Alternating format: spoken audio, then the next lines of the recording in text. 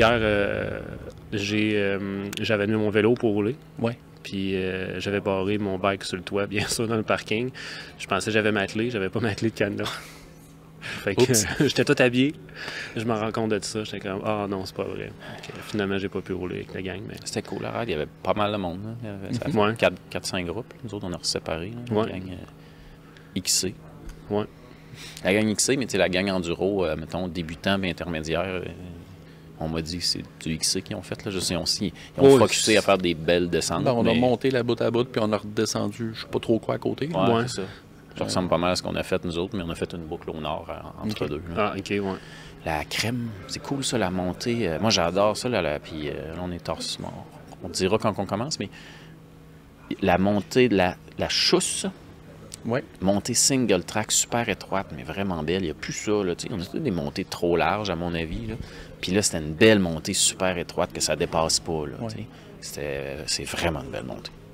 Jamais fait encore. C'est le fun, le Mont-Saint-Anne. Moi, j'adore ça. Ouais. Fait que pour expliquer rapidement, on est au symposium. On fait des courts extraits de podcasts. 15, 20 minutes, 25 minutes. Fait que on passe plein de monde. Fait que on est avec toi, Jérôme Pellant. Si tu peux te présenter ton parcours, ce que tu fais maintenant. Qui es-tu? Peut-être aussi ce que tu fais au symposium aussi. En même temps. Bien, pour le symposium en particulier, je suis dans le panel de discussion avec Alain Planchant du Parc des Sommets et Pat Perrault de Degit. Moi, j'amène l'expérience en termes de contracteur, puisque j'ai été contracteur pendant très, très longtemps, sur comment on engage des communautés, comment on bâtit des communautés, mais en les engageant dans les projets de construction de sentiers. Donc, comment on peut amener une approche hybride, qu'on appelle. Donc, avoir des engagements de bénévoles, puis d'encadrer les corvées bénévoles, mais en faisant les travaux lourds avec un contracteur qui vient préparer le fond de terrain, enlever les souches, placer les matériaux. Ça permet d'optimiser l'impact des bénévoles sur le terrain. Ça les engage dans le processus. Les trails leur appartiennent. Donc, l'appropriation, l'appartenance des sentiers est beaucoup plus forte dans ce temps-là. Ça veut dire que quand tu parles de contracteurs, vous commencez à faire venir des gens qui ne sont pas des spécialistes en sentier, mais qui viennent juste débroussailler, n'importe quel club, n'importe quel bénévole peut s'engager dans le processus, venir donner un coup de main. La quasi-totalité des jobs que Sentier Boréal a fait depuis 15 ans, on a eu soit des corvées, soit quelques personnes clés de la place qui étaient plus actives, plus engagées dans le processus. Puis ça permet, de former la relève, ceux qui vont opérer le réseau, mais deux, c'est que ça crée de l'appartenance. Sainte-Anne-des-Monts, il y a une trail qui s'appelle la 5 à 7. Bien, on l'a fait dans une veillée avec une vingtaine de personnes qui sont débarquées. Mais on a préparé pendant 4 jours de temps cette corvée-là. Mais dans une veillée, le club s'est approprié le sentier, puis ils l'ont brandé à leur nom, ils l'ont mis à leur image. Puis c'est une des rails signatures que le monde a trippé à faire, là. Fait que volontairement, ils sont rachetés des modules de bois dedans. Ah, c'est sûr. C'est de pas la finir, pas finir le sentier clé en main, c'est qu'il reste du travail à faire, le rough est plus fait, puis c'est comme, venez vous approprier le dernier bout. Plate a déjà été faite. C'est clair. Arracher une souche à la main, c'est pas la même chose que quand tu as une pelle mécanique. Fait que c'est là que, justement, tu peux optimiser l'impact que tu as avec tes bénévoles. Une trail débutante, c'est une autre histoire parce que c'est beaucoup de travail de préparation. Puis c'est là que souvent les bénévoles, qui sont généralement des adeptes un petit peu plus expérimentés, plus avancés, vont moins triper. C'est pas ce qu'eux veulent rouler. Donc, ils vont plus construire qu'est-ce qui les intéresse. Donne-leur une noire, ils vont triper au bout, ils vont revenir, ils vont faire d'autres corvées. Dans de la trail débutante, souvent, c'est ce qui finit par être donné à contrat parce que c'est beaucoup de travail. Fait que c'est là qu'on trace la ligne. OK. Fait que ma petite histoire, puisqu'on a passé par-dessus. Jérôme Pellant, je suis dans le domaine du plein air et des sentiers depuis 1997. J'ai commencé en Mauricie, du côté de Grande-Pile, à Vallée-Pruneau, où il y avait des Coupes Québec en fin 90, début 2000. Fait que, première place où je me suis vraiment activement impliqué dans le développement des sentiers, dans l'opération d'un centre, ça a été là-bas. Ça a viré pendant un petit bout de temps, parti à Montréal pour les études. Début 2000, on a fondé l'ADSVMQ, l'Association de développement des sentiers de vélo de montagne du Québec, le pire acronyme ever. Mais la mission était ultra importante. C'était le penchant québécois, le chapitre québécois de IMBA, donc l'Association internationale de vélo de montagne. J'étais aussi représentant pour IMBA pendant une dizaine d'années, rôle qui a été repris par Éric Léonard depuis. Encore aujourd'hui? Oui. Ah oui, OK, je savais pas. Mais IMBA n'est pas actif au Québec parce que la présence de Vélo-Québec est tellement forte que le besoin n'est pas là. OK. Mais ils ont quand même amené énormément de choses. Les premières corvées, où on a eu des visites du Trailcar Crew à l'époque, à Sentier-du-Moulin, à Quaticook, à Valmorin, ont permis de lancer des projets vraiment porteurs pour les régions. Puis, on pourrait en parler avec Eric Gagnon, mais la première corvée qui a eu lieu, qui avait 70 personnes, puis qu'on a fait venir des formateurs des États-Unis pour expliquer comment faire les sentiers, c'est ce qui a pas mal lancé la balle du côté de Sentier-du-Moulin. Puis ça a comme parti comme une séquence après qui fait que Sentier-du-Moulin est devenu qu'est-ce qu'on connaît aujourd'hui. Fait que je suis un des instigateurs de ça. J'ai écrit des livres, plusieurs articles, je suis conférencier maintenant aussi. En 2010, j'ai fondé Sentier Boréal, premier contracteur privé en sentier au Québec. Depuis 2010, la compagnie a construit 1200 km de sentiers, 550 projets complétés. On a travaillé dans 8 pays. Puis, je viens de vendre Sentier Boréal. Je ne fais plus de construction de sentier. Donc, j'ai vendu le printemps passé. Maintenant, mon nouveau projet, mon nouveau bébé, Bear, c'est du service conseil et de la planification. Donc, on élargit un petit peu en dehors des sentiers de vélo de montagne. On fait tout ce qui est sentiers récréatifs non motorisés, plein air au sens large, mais on crée l'expérience autour du sentier. Qu'est-ce que ça prend en dehors de la trail? Qu'est-ce que Glenn Jacob expliquait hier justement au symposium? Oui, tu as le sentier, mais quand tu arrives, c'est quoi l'expérience client? Y a-t-il un kiosque? Y a-t-il de la signalisation? C'est quoi l'accueil? Y a-t-il de la location de bike? Y a-t-il une communauté qui roule autour de ça? Y a-t-il une culture vélo qui est établie et qui est forte, qui est porteuse? Qu'est-ce qui se passe? Y a-t-il de quoi pour la relève, pour les jeunes? Y a-t-il une belle progression? Qu'est-ce qui fait que le monde est engagé puis veut retourner? Donc là, on est dans le développement récréotouristique là-dedans. Fait que ma spécialité est rendue dans ça. OK. Ça ramène le petit côté créatif qui me manquait un peu après 25 ans de construire des trails. Maintenant, t'as comme fait le tour. Je me débrouille avec une pelle mécanique, mais je suis rendu à un autre niveau.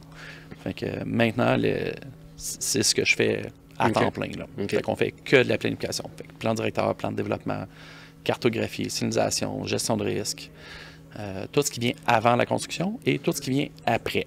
Donc, la caractérisation, la formation de personnel.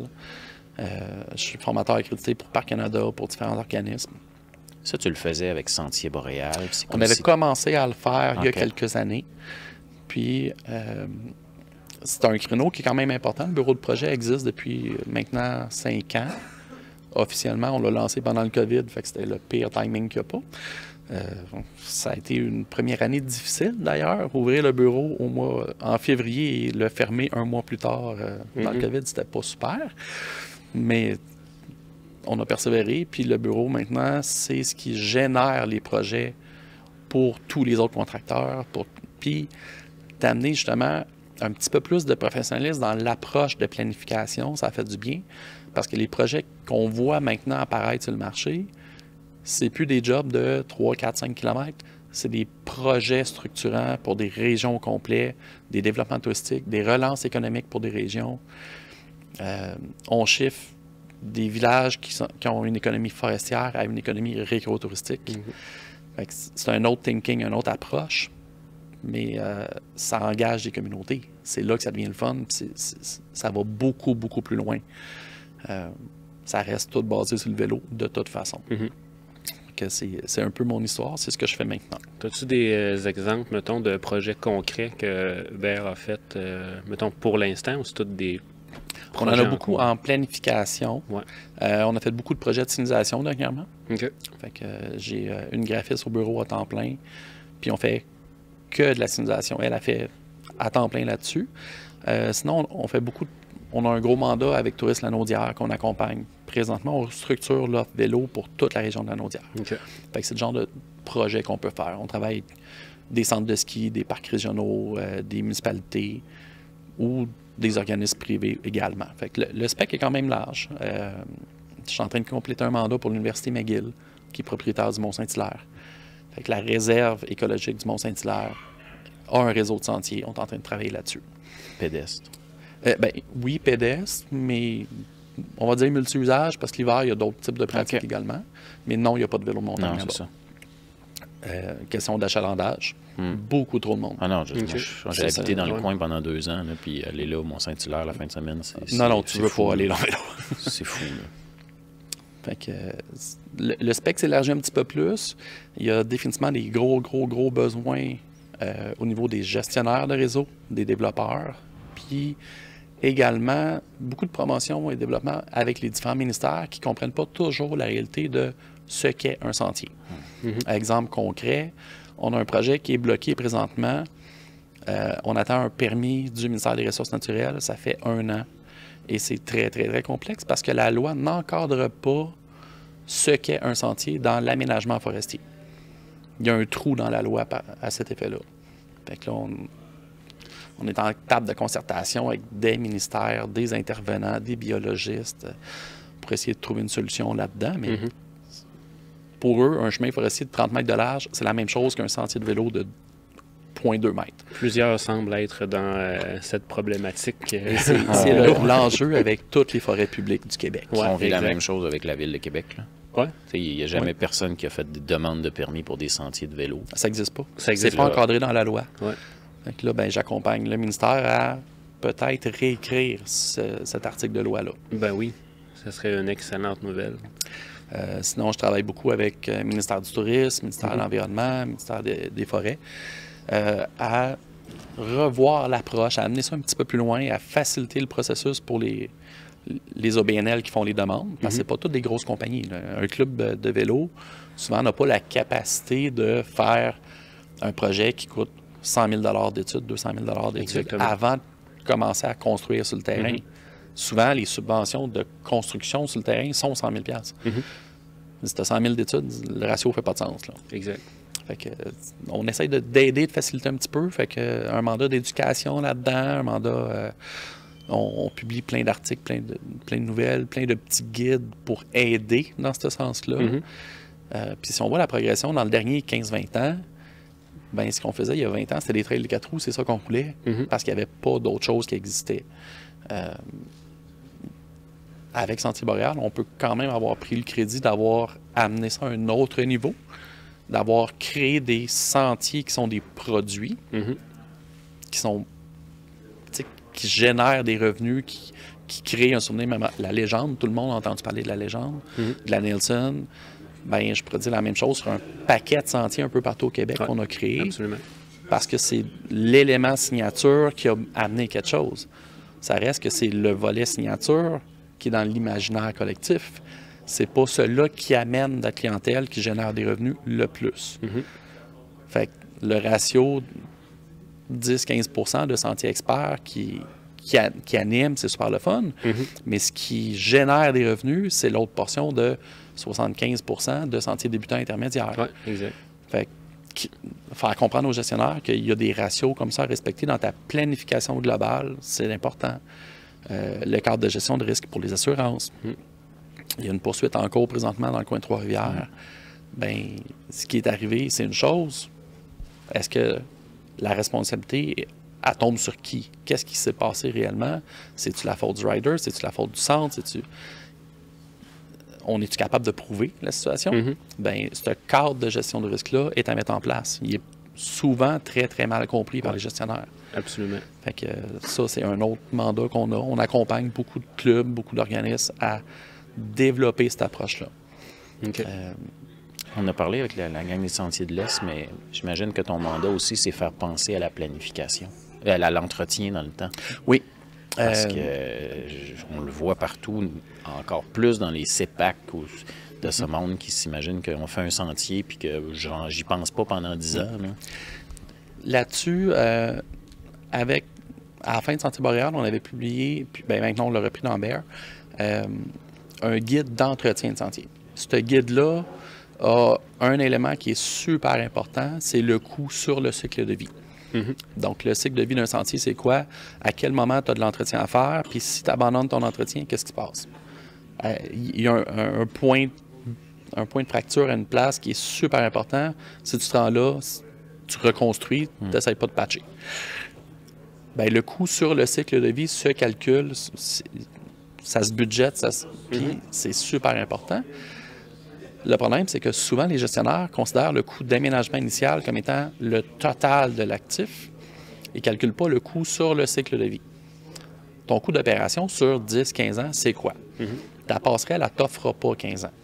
À un moment donné, il faut que tu la remplaces. Il y a plein de régions où la belle petitinisation sert de cible pour les chasseurs. Il faut que tu remplaces tes pancartes. Il y a des places où tu vas avoir des enjeux d'exploitation forestière. Le débardage se fait à travers des sentiers, il faut que tu répares ton sentier. Changement climatique, on a des coups d'eau qui n'existaient pas avant. On en a parlé un petit peu hier dans le symposium. Bien, l'impact des changements climatiques a beaucoup d'influence sur comment on approche l'entretien, puis le coût de l'entretien également. Ça a changé l'approche sur comment on construit les sentiers, mais sur comment on les entretient et à quelle fréquence. Des tempêtes de vent ou des gros coups d'eau, ça arrive de plus en plus souvent. Mais là, on ne parle pas de 20 arbres de tomber, on parle de centaines, voire milliers d'arbres. Le dernier derecho qui a passé dans les Laurentides, ils n'ont pas encore fini de couper tout le bois qui est tombé, puis ça fait 4 ans de ça. Fait énormément d'impact.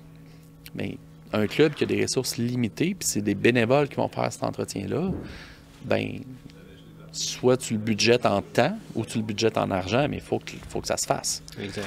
Puis la valeur du travail bénévole doit être comptabilisée aussi. Fait que des outils comme Sentinel ou Digit sont hyper importants pour ça. Exact. Ça te permet de comptabiliser tes heures. À l'époque, avec le DSMQ, on organisait des corvées, on comptabilisait les heures, on faisait 15 000 heures par année avec les différents organismes qu'on couvrait au Québec. Fin année 2000, là, mettons 2007, 2008, 2009, on était à peu près à 15 000 heures par année qu'on faisait. Donc, ça a beaucoup d'impact. Bien, la valeur de ces heures-là, il y a un taux horaire équivalent bénévole au Québec, publié par Statistique Québec et Statistique Canada. Bien, tu es capable de calculer que ton 15 000 heures, il vaut tant. Exact. Fait qu'il y a un impact direct sur l'engagement des bénévoles. Il y a une valeur associée à ça, mais cette valeur-là, tu peux pratiquement faire x10 parce qu'en termes de retombée économique, la retombée économique des bénévoles est hyper importante. Parce qu'après leurs heures de bénévolat, ils vont aussi aller prendre une bière. Ils vont aussi aller manger, ils vont aller gazer, ils vont acheter de l'équipement, des outils, du stock. Puis, l'entretien qu'ils font d'un sentier génère de l'achalandage d'un sentier. Donc, génère des revenus de plus. Fait que, règle du pouce, on calcule x10. Make sense. Ouais, il y a des petits ratios de même qu'on commence à s'amuser un peu avec. J'ai l'impression qu'on pourrait en discuter longtemps, puis je pense que ça serait pertinent à un moment donné de faire un full épisode du podcast. On fait 1 heure, 1 heure et demie en général. Là, je pense que ça serait super intéressant. Tu pourrais venir avec Éric Léonard, ça ferait un épisode, je pense, si vous voulez les deux. Là. Vraiment. Vous aurez l'histoire du vélo, et tu peux aller plus loin. Oui, c'est sûr. C'est ça, moi, je suis aussi engagé, je suis sur le CA du PTBA, l'Association des contracteurs en sentier, depuis 8 ans maintenant. Conférencier aux États depuis plusieurs années dans cet événement-là. Je participe avec American Trails, avec différentes autres places, avec l'AEQ aussi. Mais avec le PTBA, entre autres, on pourra jaser du programme Trail Skills, qui est un programme de formation universitaire maintenant qui existe aux États-Unis. Puis dès qu'il va être complété vraiment formel, on le ramène au Canada. L'idée, c'est d'avoir un programme de formation universitaire en sentier, un certificat d'1 an en sentier pour le Canada. Wow. Fait qu'il y a ça qui s'en vient. Ça va faire plein de choses à discuter. Ok, oui. Excellent. Je vous remercie pour ton temps. Non, rien à ajouter. Excellent. Super intéressant. Oui, vraiment. Gros merci. Ça fait plaisir. Ciao.